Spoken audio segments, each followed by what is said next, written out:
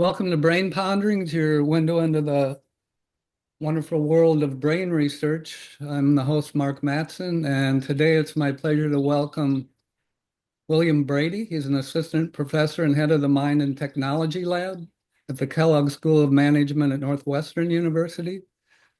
He he's been, I guess you'd say, mining huge amounts of data from social media to address a number of different issues in how individuals' brains work when they're faced with these kinds of things. On the one hand, kind of the incentives and angles of the companies that manage social media, and then maybe most importantly, what's important to know for the individual, for us as individuals, when we use social media, and in terms of thinking about how they're affecting, for example, our decision making, which is very important. So welcome. Yeah, thanks for having me. Excited to be here. All right, so you've been in a number of different universities throughout your track to your independence. Now they're up in Chicago at Northwestern. And are you from, so you went to North Carolina, University of North Carolina as an undergraduate. Are you from North Carolina? That's right. I'm from right outside of Charlotte, Davidson, North Carolina. Also home of Davidson University. So that's where I grew up. Uh, okay. So yeah, I was a professor at University of Kentucky for 11 years. So that was back when Kentucky, North Carolina, and Duke were, uh, those were the big three in college basketball. It's March Madness is finishing up now. Yeah, So that's right. My alma mater did not do so well this year, so don't like to talk about that. yeah. Same with Kentucky. Well, they did okay, but all right. So anyway, then, so that was you majored, you had a double major, psychology and philosophy. Is that right?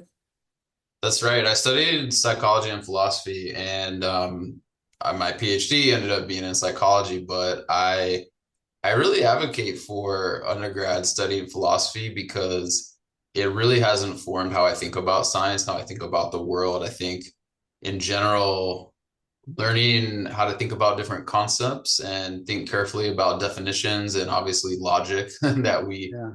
every day, I think it's super helpful. So philosophy had a big impact on me, both the classic works, but also contemporary analytic philosophy. My dad was a prosecuting attorney, and I remember I can visualize on the bookshelf at our home now this one book. It was an old book, but it was on logic. It was like a classic in logic, and I'm sure. Well, it helps anybody pretty much no matter what you do.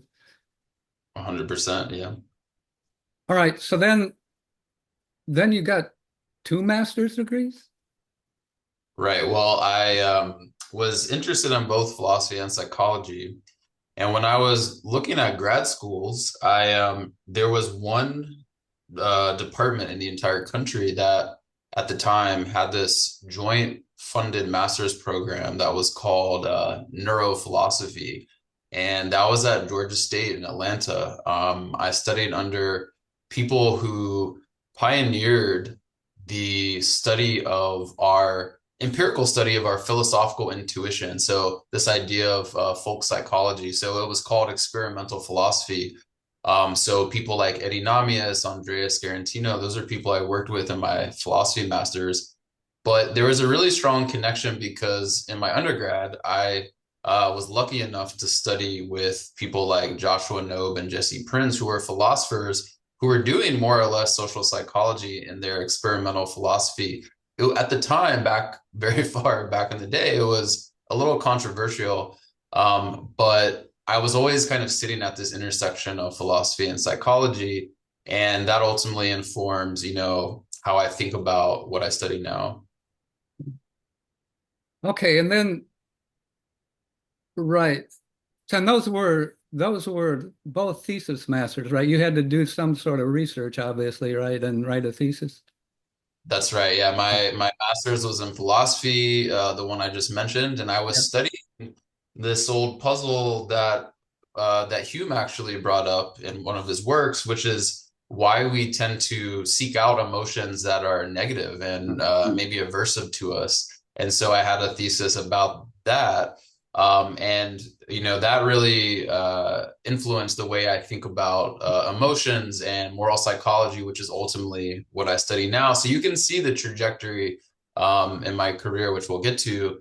And my second master's thesis was actually just part of my PhD in social psychology at NYU. So that was kind of collected along the way, where I studied how these emotions that we have that are based in our sense of right and wrong, what I call moral emotions, what our field has called moral emotions, looking at ways that we can influence one another to experience those moral emotions, and then thinking about how that actually has implications for our moral and political beliefs themselves. And was that with Jay Van Bavel? Or That's Yeah, so my PhD advisor was Jay Van Bavel. And, it's interesting. He is and was a social neuroscientist by training, but he had a very wide background, including moral psychology. And where we connected, I think, was just the way that we think about social psychology from the perspective of having an interest of understanding what makes us tick morally. And we actually both had an interest in figuring out, how does moral psychology kind of play out in online platforms, which, this was back in 2014-ish. So platforms like Facebook and Twitter, they had been on the scene for a while, but I think we were just starting to understand, wait a second, these platforms are getting so popular, and now they might actually have some influence in our politics. And that was back at that time. This was kind of a newer thought, even though now we would take that for granted after, for example, the first Trump presidency.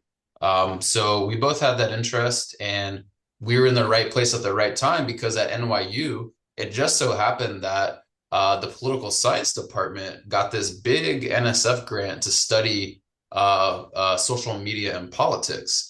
And so we, neither of us, I had some computational experience, but had not really worked with social media data. They got this big grant, and we were just like, hey, let's go hang out with them and see what we can do. And so it was really a good opportunity. We got to basically, in my PhD, I learned how to become what we now call a computational social scientist. uh, right, you have to do statistics. That's right. But what I mean by that phrase more is mining larger volumes of data, what we now call big data, and trying to figure out what tools we can use to measure psychological concepts in the big data, things like emotions, things like social identity. Uh, And at that time, it was really a burgeoning field. yeah, when social media started, so I never got on Facebook or Twitter. And I think the main reason is was I was so busy. I thought it would take away a lot of time, doing chit-chatting and gossiping and stuff. So I just kind of never got on it. Of course, I grew up without computers. My PhD thesis was on a typewriter, etc. Uh, all through high school, we used pencils. Yeah. And so I think that has part of it to do. But the other thing is, so I had Robin Dunbar on a podcast a couple of years ago, talking about his based on evolution of primate brain evolution, that we can only our brains are only geared to managing a certain number of meaningful relationships. And like when I grew up, I guess I didn't communicate with, my family, maybe a few friends, right? And so I think this expansion of people are now communicating with a lot of people they don't really know. And That's right. it's I fun. I don't know if you want to get into this now or later, but that has been a big argument that we've made in some of my previous work, that we are used to smaller groups, and I think Dunbar's work has been influential for me, just thinking about some of the premises behind there.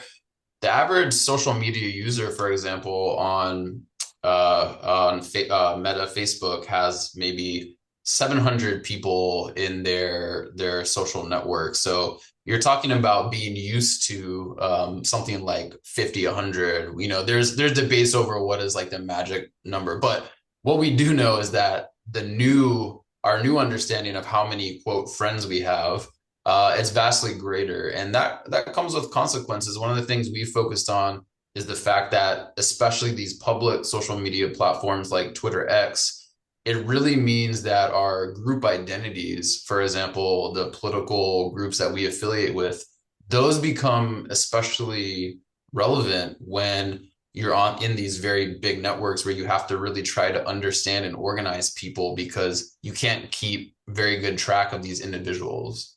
Yeah. All right. So, okay. So I don't know what the best sequence, you would know better than me how to approach this and get into more detail, but there's issues of, group identity, the importance of emotion, the the background of individuals, where they came from, what groups they lived in, and kind of their moral values or insights and so on. Um, yeah, I think one thing that from the emotion standpoint that I've been particularly concerned with that I've seen just watching what's happening on the internet is that there's an increase in people taking pleasure in other people's suffering or misfortunes. And this seems to be being somehow tapped into, among other things. So there's this outrage, which you'll talk about, and you did some work. Well, right. So why don't we just go through your studies? Maybe the best way is in your PhD work, what were your key published papers and what were your kind of take-home messages and how did they inform what you did next in your postdoc and then what you're doing and planning for the future? Yeah. We can hit all those things. I think one maybe organizing way to think about the trajectory of the work I've done, in a very simplistic way to put it is, we all have this intuition and this experience for those of us who are on social media, and especially those of us who have tried to be politically active on social media, which is that to use a common phrase, it seems to be a dumpster fire. And what that means when you break down that phrase is it just doesn't seem to be like how social media was originally promised to us. There was this idea that, which now we might call naive, but some people still hold on to this as a hope. Social media has this ability to bring people together from diverse perspectives. It's kind of this new public square where we can like openly discuss, difficult issues that are fundamental to our understanding of society. And what in practice seems to have happened is it hasn't gone so well. And my research was ultimately trying to figure out what happened. And it's interesting because when I started this research, like I said, back in around 2014, it was just the beginning of how kind of downhill things would go, in my opinion, and just in terms of how much, to your point, how much negative emotions we see dominating this space, things like moral outrage, things like Schadenfreude, which you were bringing up, kind of, taking pleasure in the suffering of our outgroup, for example. And I want to start by saying that part of this is simply a reflection of how our society, all focused on the US, but we've seen evidence of this in other countries as well.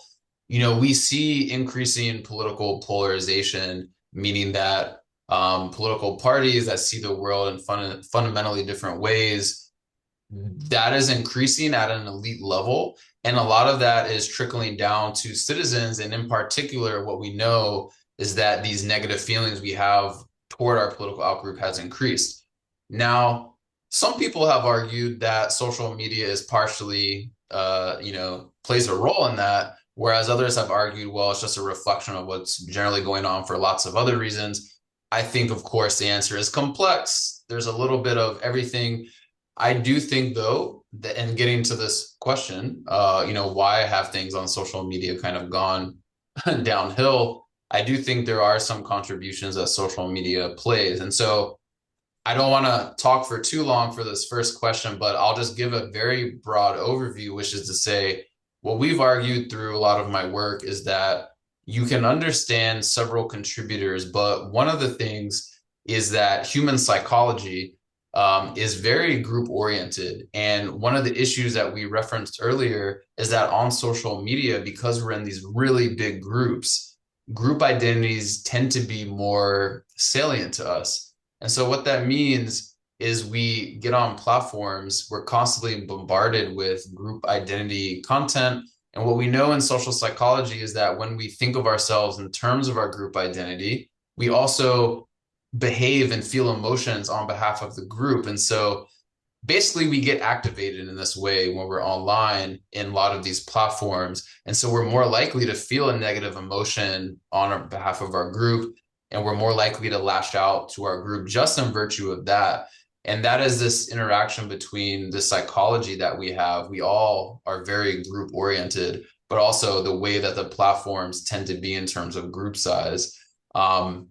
And then the other key things that I'll mention without getting into detail until later is that there is a big component in how social media is set up. In particular, what I've been studying the last 3, 4 years, the type of algorithms, engagement-based algorithms that social media uses. My work has shown pretty definitively now that they play at least some role in amplifying this type of negative emotional, this type of moral content that is associated with polarizing conversations and the type of things that we see spread very widely on social media. And by the way, some of my recent work has shown that includes misinformation. And so my summary statement would be, if we want to understand why social media kind of looks the way it does, which to a lot of people is actually not very fun because it's dominated by a lot of negative emotions and discourse, it has to do with an interaction of our social psychology, our group psychology, ways that we act in any context. But social media has these designs and it has these algorithms that do what I call, it amplifies that. And so and a way to think about it is social media is like our group and our political psychology on steroids in ways that doesn't always go well because of the consequences it has for how we learn from one another. All right, and so so how practically do you go about this? So you, for example, get on Twitter and you download a lot of communications that things people write, and then you have to come up with some way of uh well, first, develop a hypothesis and then figure out some way to test that in an unbiased way. So there's a lot of things you have to do up front, before you get to. Can you talk a little bit, maybe give some examples of the kinds of things you do? Yeah, so let me just talk about a specific study that I think hits on all these points you brought up. So this was a study I did during my postdoc at Yale with Molly Crockett. And we basically had a hypothesis that going off of this general introduction I gave, one of the reasons why we see moral outrage, this emotion that is associated with our sense of right and wrong, when we perceive that someone has transgressed against our sense of morality, we experience this emotional moral outrage, which is typically this mix of anger and disgust. And it's associated with this feeling of injustice. So this at the time we did this study in the middle of Trump's first presidency around 2018. In American politics, this was an emotion that was very vibrant to say the least, and still is actually. But we first had this problem. To your point, we want to study outrage. I should say our hypothesis was that we think the way that social media is designed, in particular Twitter and X and Meta Facebook, in that you receive this social reinforcement when you make certain posts in the form of likes, in the form of shares. You get this flash of dopamine by getting this quantifiable signal, right? And so we wanted to study how that reinforces us to express more outrage over time, because what we thought is that outrage tends to draw a lot of attention, and therefore it actually gets more likes and shares. So maybe we can actually predict increasing outrage over time based on this delivery system that social media has for social reinforcement. So the first problem, so that's our hypothesis. And the first problem is, okay, we can go out and we can collect publicly available Twitter data. So at the time, this was Twitter. And that is a totally doable data collection problem, especially at the time. It's different these days. And so as long as it's public, we can get it. And to be clear for any listeners who are concerned about ethics, we do de-identify everything. And so there in our data sets that we use, we getting rid of the user. We're never posting any text online and open data. So, we take a lot of these things seriously. But we were looking at conversations, and our first problem is, well, how do you measure moral outrage? How do you know if a user is outraged? And this was before the days of large language models, which are very popular now. And, these days you could actually just go in a large language model and prompt it and say, hey, I have a bunch of Twitter messages. Tell me if they're expressing outrage, right? And it actually performs decently well, but that's a whole other conversation. Back in the day, though, we were using, I would just say earlier models of machine learning, where we did something called supervised machine learning. And basically, we have a model that is trying to learn the linguistic features that are associated with messages that humans that we train. So we basically form this big training set. And if the messages are labeled by humans as expressing outrage, the model will learn, oh, those messages tend to have certain linguistic features. So it could be keywords like swear words. It could be things associated with anger, things you might imagine.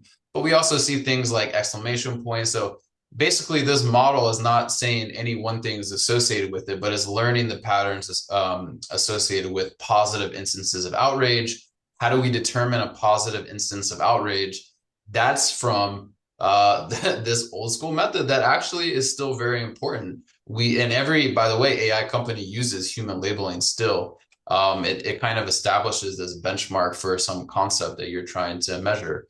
And so in our particular case, we were looking at data.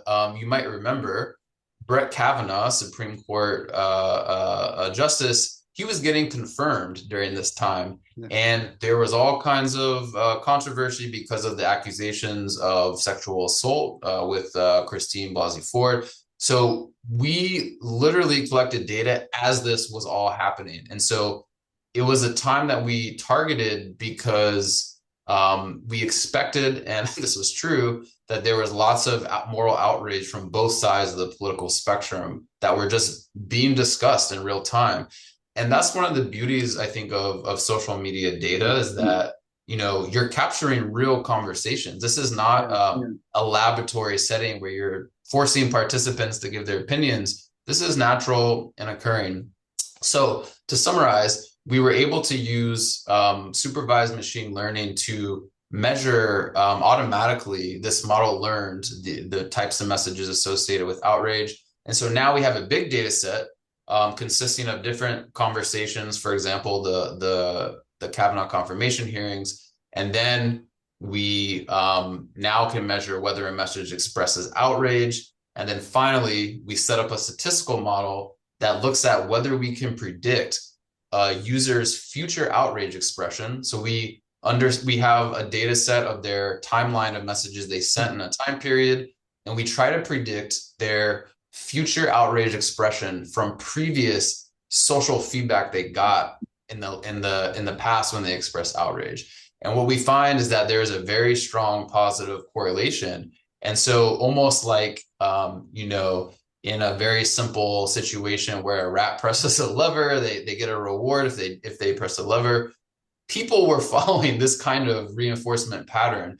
And there's more, nuance to that story, but in general, we find this positive pattern. And our conclusion was the specific way that social media delivers reward is actually encouraging people to express more outrage over time. And that's one of the reasons we see it so highly represented on platforms.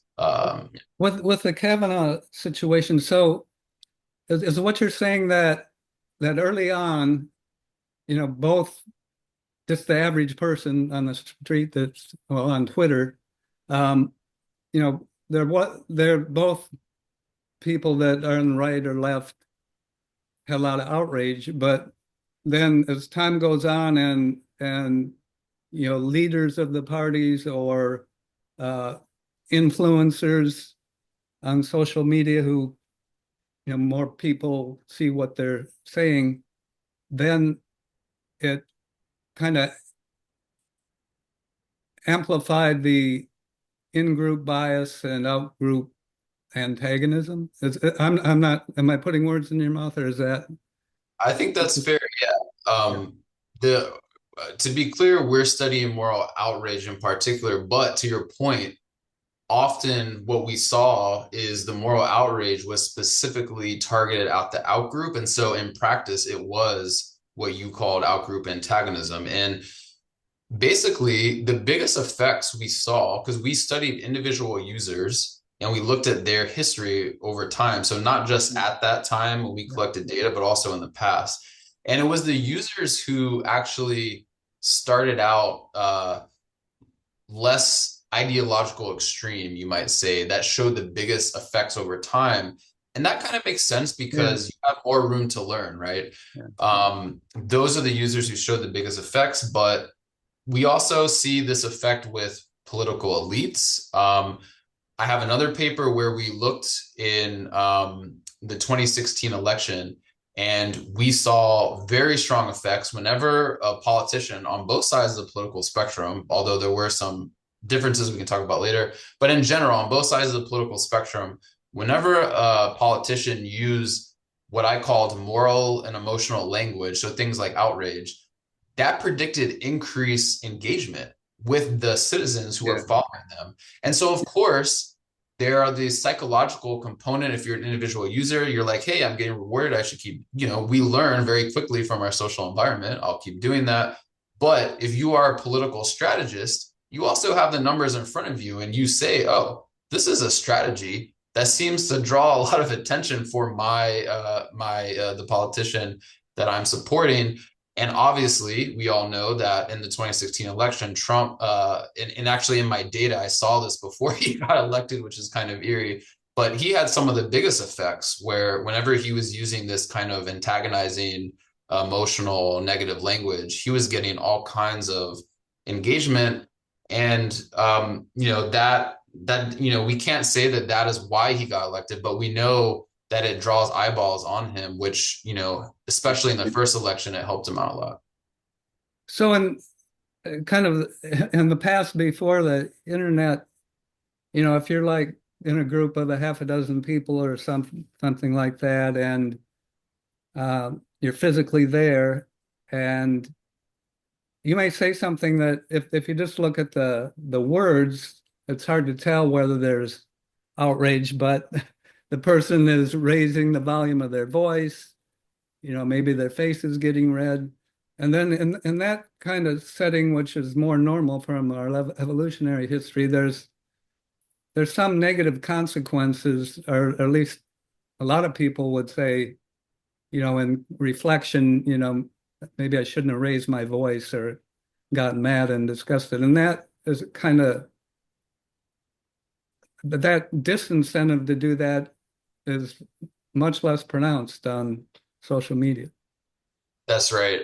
I would give credit to my postdoc advisor, Molly Crockett, because she was one of the first people to write about this. And I think the way that she summarized it and the way that we have studied it is simply to say that there are just reduced costs to expressing Yeah. moral outrage or negative emotions towards someone else, because as you mentioned, you don't have to deal with any retaliation. Well, that you don't have to deal with any physical retaliation that is quite, present and in front of you. Now, arguably, there are some costs, and I think we've seen lots of strange examples now where, online trolls could retaliate, but Ah, it definitely in the immediate moment there is a reduced cost, and that certainly is one component that leads to it being more present online and offline. And in fact, Molly had data from experience sampling survey, meaning that it was data where people were pinged on their cell phones to report, hey, have you experienced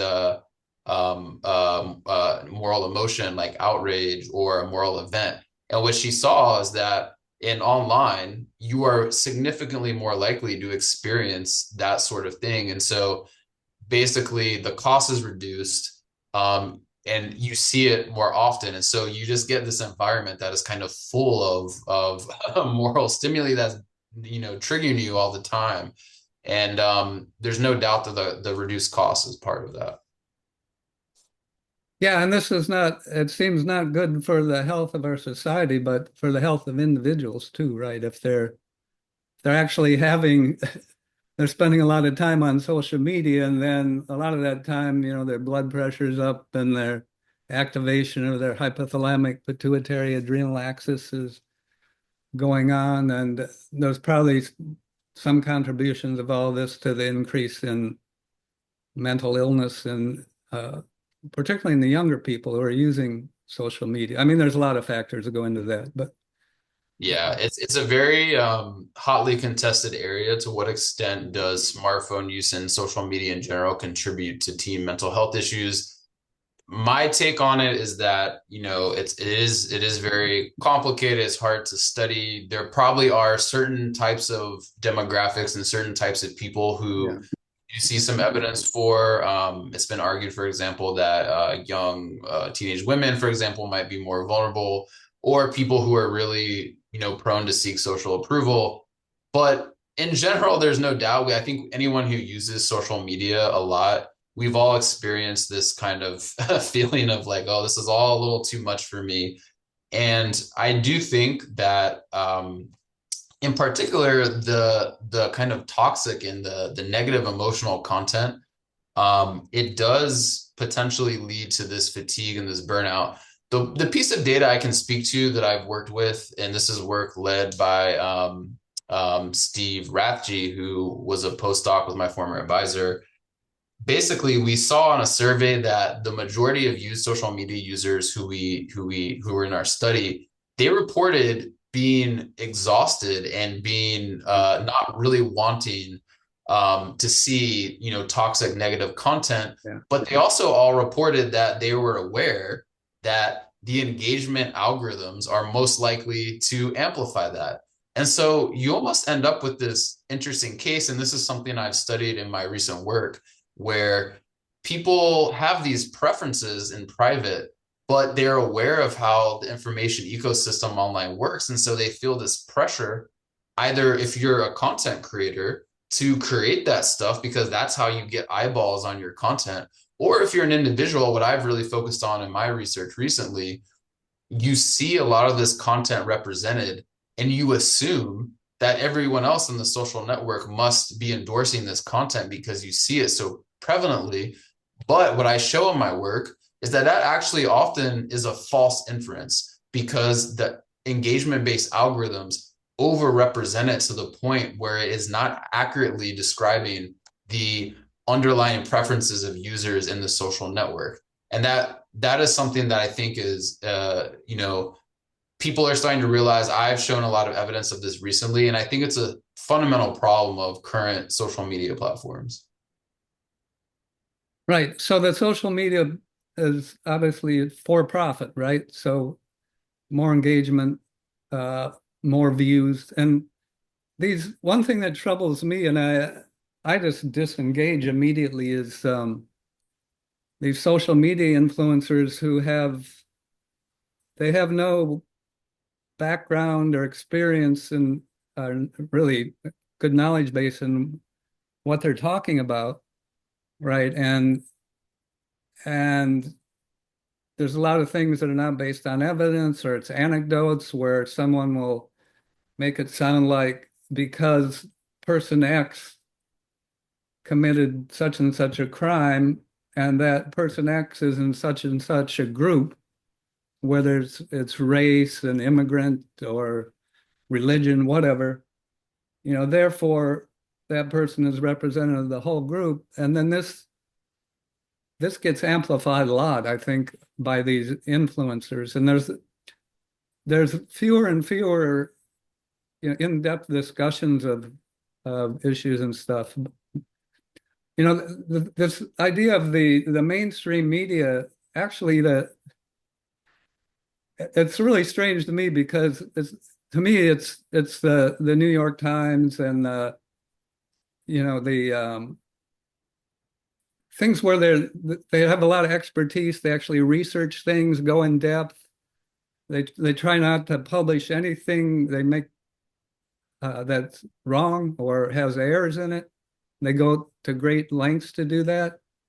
And then yeah, so there's more and more of this disconnect. In the other part of that is the decline in science literacy in the country, or simple things on, recognize the difference between probability and possibility, and the importance of analyzing data and not just picking and choosing.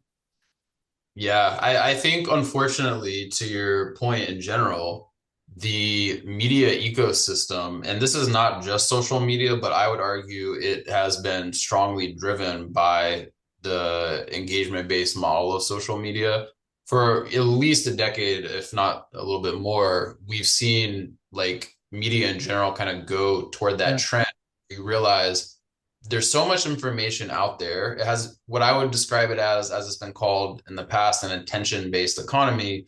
And so basically, you have to think about what is the content that will break through the noise and get eyeballs on my stuff. Because ultimately, with these advertisement-based revenue models, that's the currency. And that, as it turns out, psychologically, that does not typically equal the most in-depth and factual content, which yeah. is something on the issue of misinformation we can talk about in a minute. But I think it's a big trend.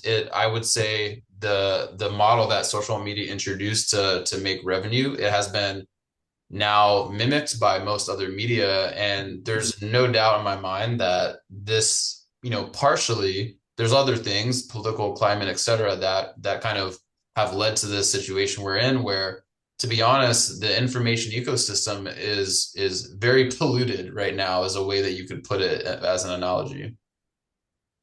Another aspect of this is that, you go outside and you go around your community or town. I guess it depends somewhat on where you live, but in general, for a lot of people on a day-to-day basis, things seem to be working fine. People generally getting along in your daily activities, right? And then you go on social media or increasingly the news, and you get this kind of doomsday type thing. And I think some people are threatened by things that aren't really threats, Right. that they never experience in their daily lives. That's right. I think it's always been a strategy. I think you can trace this back to, at least in the US, I'm thinking of like the 70s, with the marriage of political organizing with the media ecosystem. For example, with evangelical Christian TV, Mm. that helped the Republican Party organize.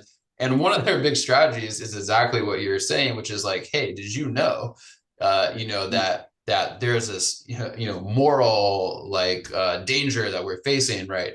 And there's a whole other conversation we could have about why they're doing that, but it's certainly a strategy that has been used. And I think the argument that I would make and that we kind of see in some of our data is that social media is you see the same thing. So it's not like social media invented or is the cause of that, but it definitely amplifies it because to your point, you can get these clips of actual footage of things and it might be cut off. You don't know how it's edited, but you see it with your eyes and it's almost as if you were there. Yeah. And that can work in several ways. We've seen it work in some ways, like for example, with the Black Lives Matter movement, where it made a lot of people suddenly realize like, oh, this is something I need to pay attention to. But you also see it, used for misleading purposes or other situations to get people to vote based on fears, right? Right. And that is something that's really interesting. I think the issue with our communities, one other thing I would point out is that partisan sorting, this idea that we are now more clustered in our political in-group where we physically live more than ever before, that has been on the rise. And ironically, on social media, we often are more likely to run into kind of an extreme outgroup view that we would never see in day to day. And that tends to cause a lot of conflict. But to your point, a lot of those views, and I've shown this in my work, they're not representative of the average. For example, if imagine you're a Democrat, you see an extreme Republican view, not many Republicans may actually agree with that view. But on social media, you see it represented as if it is. And now what are you going to do? You're going to form this very strong negative opinion and you're going to generalize it. And I think that's a difficult issue. Yeah, you mentioned the evangelical Christians, and there's been some good books going in depth on that recently. But that can go way back. I remember I'm old enough to know when I was growing up, there was still in circulation a lot of coins, whatever, pennies, dimes that said E pluribus unum on them. Mhm. And then I think it was in the 1950s sometime that it switched to In God We Trust. Right. Right. And I'm a strong proponent of separation of church and state. I'm also a strong proponent of separation of imagination and reality in decision making. Right.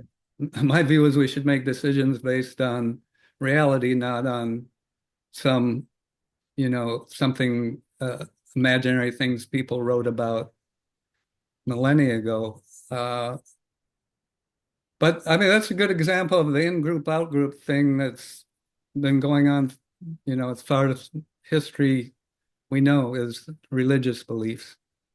And there's got to be some cognitive overlap there between that and what we're seeing now in the political polarization. Oh yeah, there's no doubt. I think as a social psychologist, one of the I think key contributions of our field has been to point out that we all come into the world with this very strong group cognition, we might call it. We see the world in terms of us versus them. And it turns out, to your point, you can bring this out in very silly contexts. There's this type of experiment in social psychology, very famous, called the minimal groups paradigm. And so basically what you can do is you can bring people into the lab and you can give them some arbitrary task, say like, hey, like count the number of like X's in this screen. And you can say, oh, you know what? You are an overestimator. So you actually overestimated how many there were. Other people are underestimators. And so now all of a sudden you form this arbitrary group identity. And what we find in these studies is that if you then are faced with a decision, for example, to give money in an economic game to an outgroup member, aka an underestimator, if you were labeled randomly as an overestimator, you will suddenly give them less money and you will have this in-group favoritism and outgroup bias. So the point is, you see it across all of these domains, it's very built into our psychology, And sports is another good example, right? of course. I grew up in Minnesota, so I'm a Vikings fan, but it's kind of strange, right? I mean, most of us don't know anybody on the teams, right? And we get this kind of psychological bonding, and we're hoping that, I'm hoping that whatever the Green Bay Packers lose to another team because that helps my team or this or that, right? Yeah, I mean, it goes even further than that. Speaking back to our, since it's March Madness right now, I remember when I was an undergrad at UNC, I even had friends at Duke, but I went to a game, UNC Duke game. So my senior year, I finally got tickets because there was a lottery system to a UNC Duke game. I remember this very vividly. It was this game. You can look this up. It must be like 2000, I want to say 8 or so. But there was this player, Gerald Henderson, who was on Duke, and we had this. He was very good in college, Tyler Hansbrough. And there was a play where Gerald Henderson, the Duke player, just came down and just elbowed him right in the face, and there was blood everywhere. And I thought there was going to be an actual riot in the in the stadium. Like we went, like there was a Duke fan in the audience, and I was actually concerned for their safety because people were so angry, and it was totally this, this group identity thing that was so activated. And I mean, I have to say, I was angry and yelling too, but it's crazy how it can really take over our psychology. Now the reason, I saw a number of your publications that you're either first author or major contributor in science and some other top journals and more focused journals.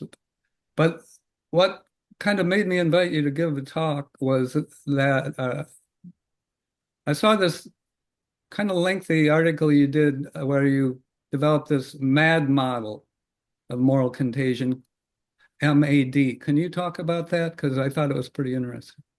Yeah, definitely. So I've referenced it a little bit in the earlier kind of introduction to this, but basically, we developed this model.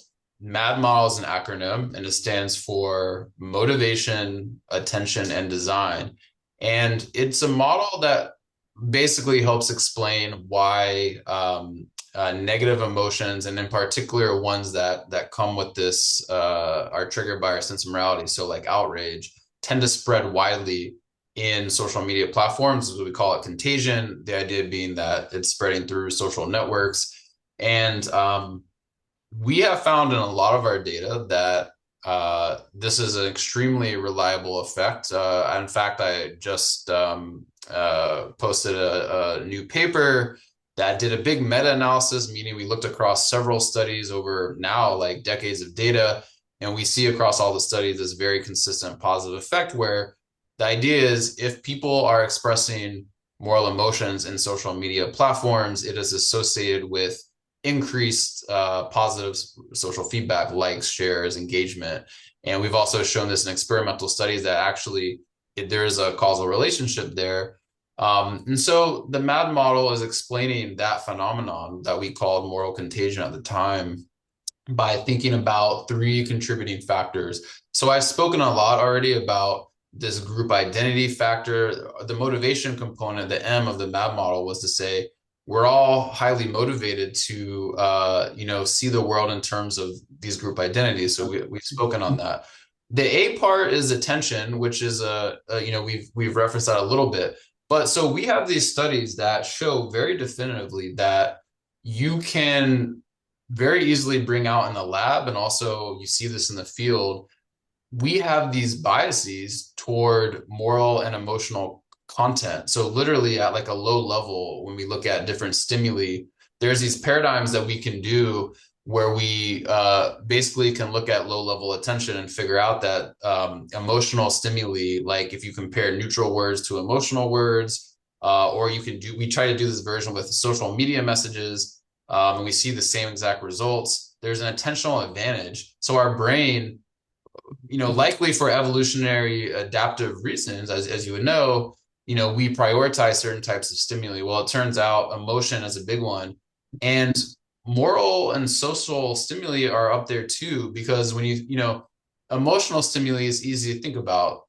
It helps our survival. You need to see a snake in the grass to avoid it. But the social side of things is a little higher level.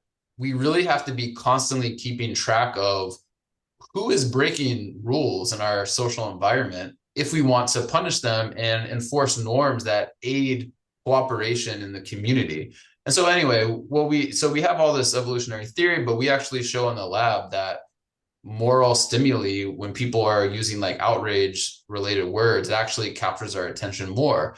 And so that directly explains why we see this increased engagement when, if you go on social media, you're bombarded with stimuli, and the type of content that is kind of survives in that environment is the content that can capture your attention. And so we argue that's a huge reason why content like moral outrage is very prominent. And then lastly, the D component is design.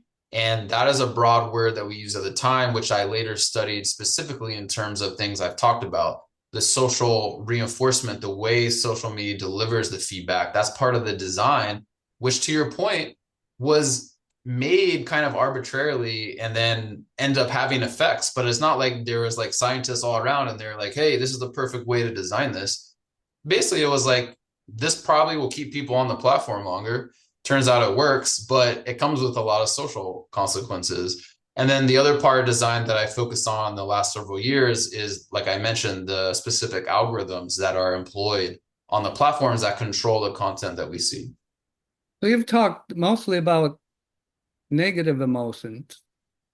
And so I was just thinking again from an evolutionary perspective, you know, things that provoke outrage or I guess fear too are kind of more immediately important for the survival of the individual, whereas positive emotions like empathy or joy, uh, they're more involved in kind of altruistic aspects of, uh, with the well-being of the family or the immediate group.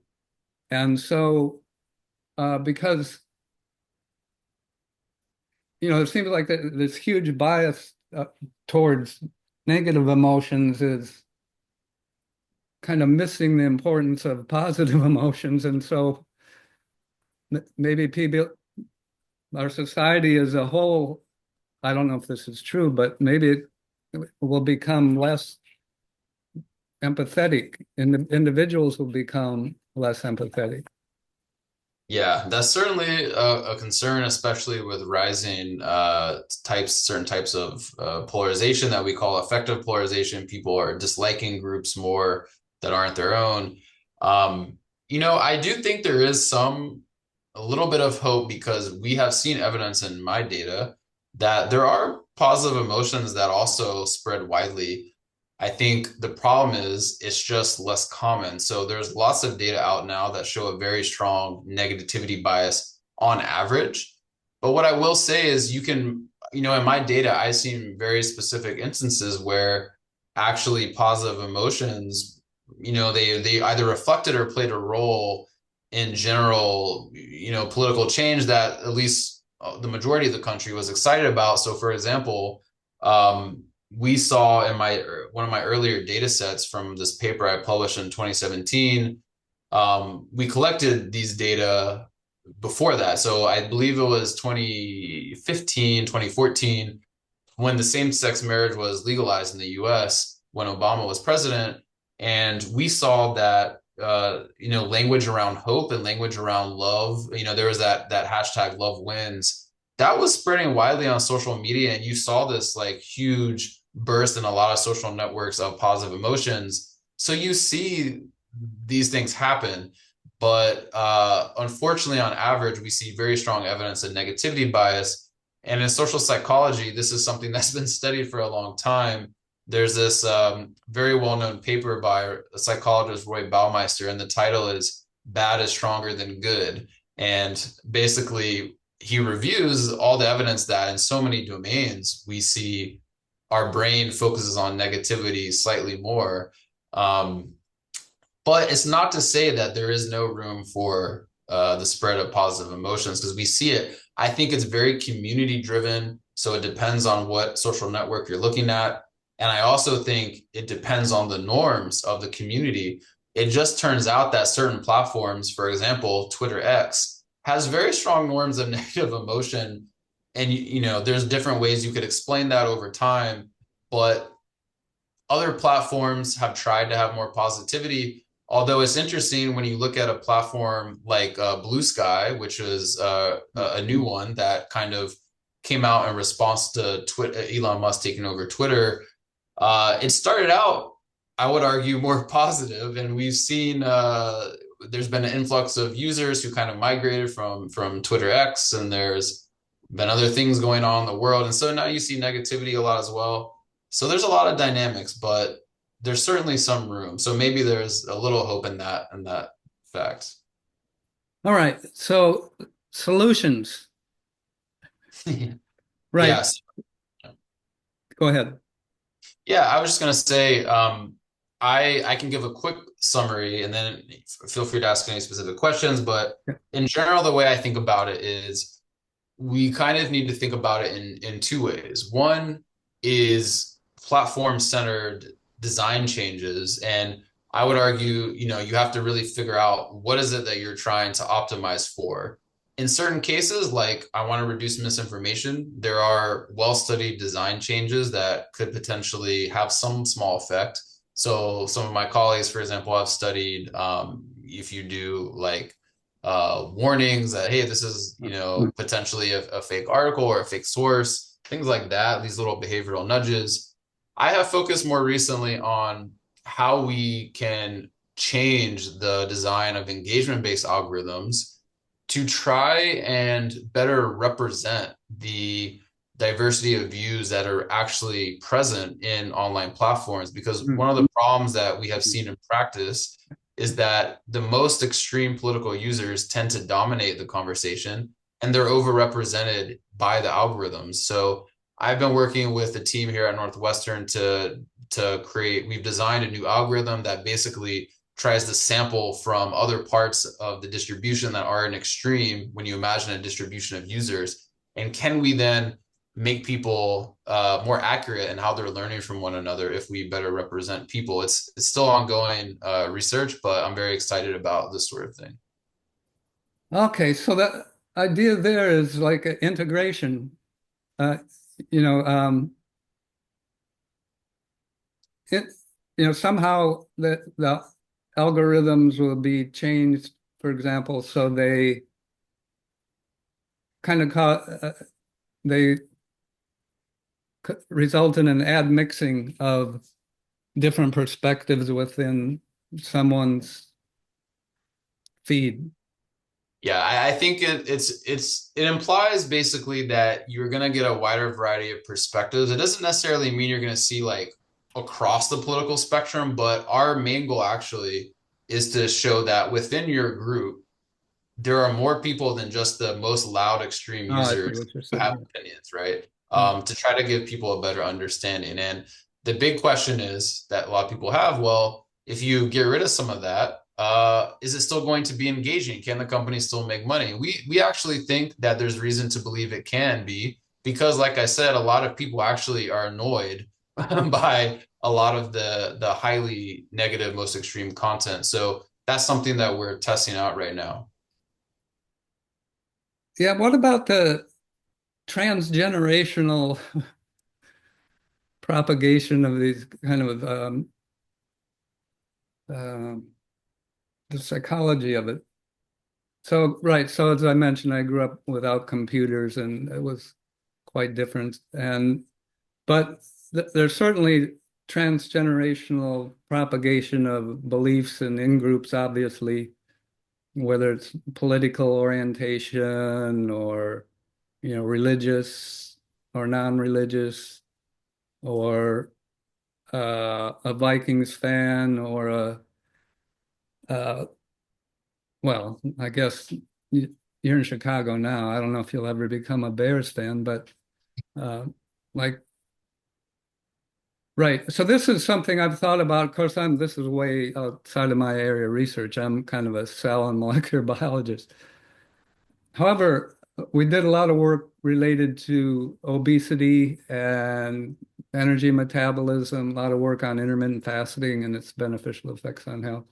And so something like behavioral traits like um, eating junk food or being sedentary, those things are propagated transgenerationally because what kids are exposed to when they're growing up in terms of their diet, whether how physically active they are and so forth, that has a big influence on their life course. Uh, right. So in that sense, I think I see some hope because I see that I know certain families where the mother and father are, say, right wing, and the kids are much more moderate or even liberal. So I'm not sure how this is going to play out in terms of these kinds social media. Well, yeah, Yeah, no, I mean that's a very fascinating and big question. I think one of the things that at least right now is interesting is this disconnect between you know, people between our ages, some of us who which kind of like didn't have social media, but also understand it because it came out when we were older versus, na digital natives, we would call them, who grew up on social media. The types of information they're being exposed to on a regular basis. Sometimes as a parent, you simply don't have any frame of reference for what that is. And I yeah, think in a way that's actually an issue. And so going back to this talk of solutions, when we think about, I think you used the phrase digital, well, I'll use the phrase digital literacy, this idea of understanding how algorithms work, understanding misinformation and different things to look for. It's not just about the child or the student. It's also about parents having this understanding because what we see when we research misinformation, big generational gaps in susceptibility to misinformation. And as you might guess, it tends to be people who are older who didn't grow up yeah. at all with digital media who are the most susceptible. And so there's no doubt that this is a very interesting issue.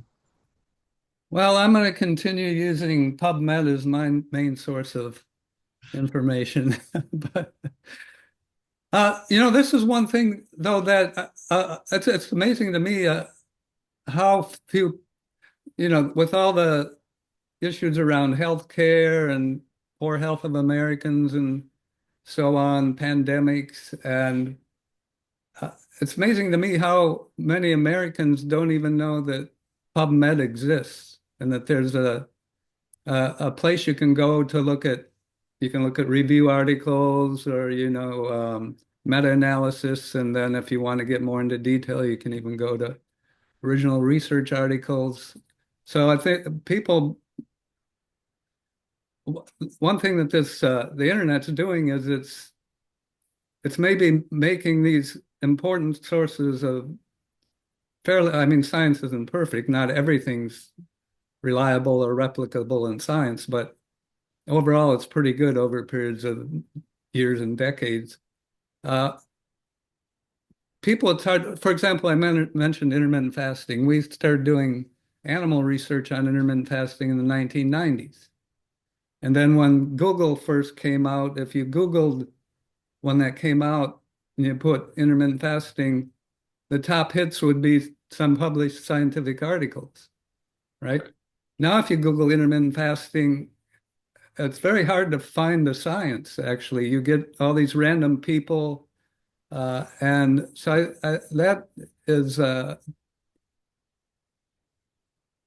comes down to education, I guess. Our education systems just have to train Yeah. kids, where to go or, yeah. I think that's a really important point, and one I wish was studied more, to be honest, and one I do have an interest in studying in the future, because I think we're at this critical inflection point. I'm going to bring up the concept of AI, which we haven't explicitly mentioned yet, but similar to social media and the internet in general, I think AI as a tool to help us summarize and understand complex scientific information is, it has such a high potential to help us digest this information. But we're at an inflection point because we also see AI being used for misinformation and generating lots of crap. And so I really hope, whether through policy or whether through research that sheds light on how best to do this, we can kind of go in the direction you're hoping for, because it is a big opportunity for us. And it's funny, to your point. I think it's not so far going well. I have a colleague at Northwestern who is a nutritionist, and I was talking with her, and she said that one of the biggest issues she faces is when her clients reference misinformation that they saw on TikTok, and they say, "Hey, what about this like supplement? Should I be taking this 500 milligrams of this untested supplement that is going viral on TikTok?" And she's like, "No, there's no evidence for that." So I do think we have these kind of competing. Yeah, and there's no the people on social media, they don't have to disclose whether they're getting money from, say, the supplement company, or they don't necessarily have to anyway. And so I Yeah, think there's a lot of these influencers that are getting money from, you know, unknown sources that are influencing what they say. 100%. And some of them will even disclose, but it Yeah. doesn't matter, because if sometimes the nice narrative of a well done TikTok Yeah. or Twitter video is very persuasive, and the average person is not up to date on the science, and it's not their fault. It's difficult. So I hope we can use some of these technologies for ways that kind of help improve the scientific literacy of the country, because I suppose we can say that's an assumption, that's a good thing, but I'm quite comfortable making that assumption. So Yeah, I'm not very savvy, or I guess I don't have the I don't know what behavioral traits to be an influencer. So I don't get many compared to these other people views on my podcast. Although I think this is more, Billy, this is more geared to people who have some interest in science and brain research, say undergraduates on up. that's right. And I think that's why. And the other thing is, you mentioned TikTok, right? I think the podcast can be very good because I used to, when I was a kid, we had radio, right? And I used to listen to the radio while I did work on the farm. I grew up on a farm, or, at other time you could be doing something that you didn't have to focus on and listen to something on the side. So I think it's useful in that respect. But on the other hand, it seems like people aren't, uh, you know, spending a lot of time on the same thing. They're jumping around too much. That's right. The dominance of short form content probably has a little bit to do with our ability to digest complex information, but Yeah. more data required, I suppose, to make that conclusion. Yeah. Okay, Billy, anything else that you'd like to say? No, I think that was it. That was a lot of fun. Thanks a lot, Mark. It was a great interview. I appreciate you taking the time for this. I know you're really busy, but it should be an exciting time. Hopefully you'll get funding continuing.